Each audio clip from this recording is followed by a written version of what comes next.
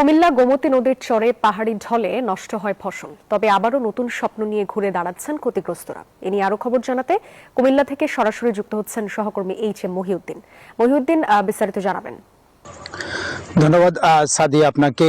বর্ষার শুরুতেই যখন টানা বৃষ্টি হয় তখনই ভারতের ত্রিপুরার এই অংশটুকুর মধ্যেই যে পাহাড়ি ঢল, সে পাহাড়ি ঢলের পানিতেই তলিয়ে যাচ্ছে আমাদের কুমিল্লা গোমতী চরের যেই কৃষকরা রয়েছেন। সেই কৃষকদের যে স্বপ্নের যে ফসল, সেই স্বপ্নের ফসল নষ্ট হয়ে যাওয়ার কারণে তারা লক্ষ লক্ষ টাকা ক্ষতিগ্রস্ত হয়েছেন।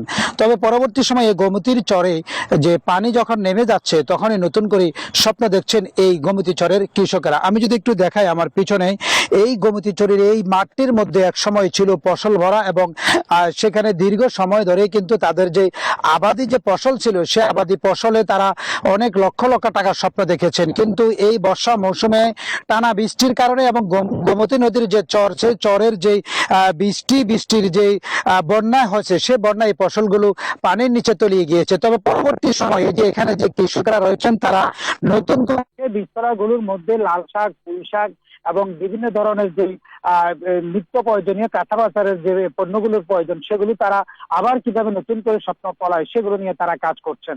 আমি একটু দেখাই যে আমার ক্যামেরার সামনে এখানে যে সাধারণ কৃষকরা রয়েছেন তারা নিয়ে নতুন করে কিভাবে আবার এই বীজতলা তৈরি করে এবং সেখান থেকে যে চারা উৎপাদন করে, সেই চারা থেকে আবার নতুন করে ফসল ফলানোর জন্য তারা চেষ্টা করছে। তো এই ছিল কুমিল্লা গোমতীর চরের নতুন কৃষকদের স্বপ্ন নিয়ে আমার কাছে সর্বশেষ। চলে যাচ্ছি স্টুডিওতে।